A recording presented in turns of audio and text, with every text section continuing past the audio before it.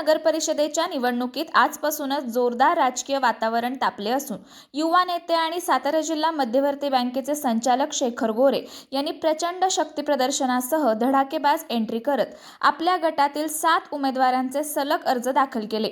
निवडणूक जाहीर झाल्यापासून शेखर गोरे कोणती भूमिका घेणार, ते कोणाला उमेदवारी देतील याकडे सर्वांचे लक्ष लागले होते। भाजप आणि विरोधी गट उमेदवार ठरवण्यात अयशस्वी असताना गोरे यांनी अचानक मैदानात उतरून म्हसवडच्या राजकारणात नवाच कलाटणी बिंदू निर्माण केला आहे।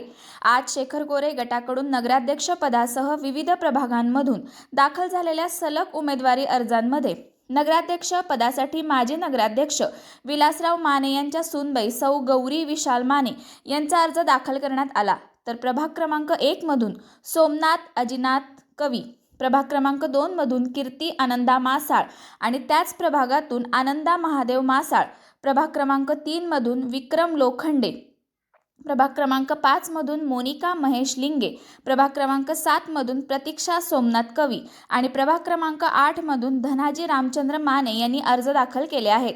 निवडणुकीचा कार्यक्रम सुरू होऊन 4 दिवस पूर्ण होऊनही कोणत्याही पक्ष किंवा आघाडीकडून अर्ज दाखल झाले नव्हते। मात्र शेखर गोरे यांच्या आजच्या दमदार प्रदर्शनानंतर निवडणुकीला अक्षरशः रंग चढला असून शहरात ठिकठिकाणी विविध राजकीय चर्चांना वेग आला आहे।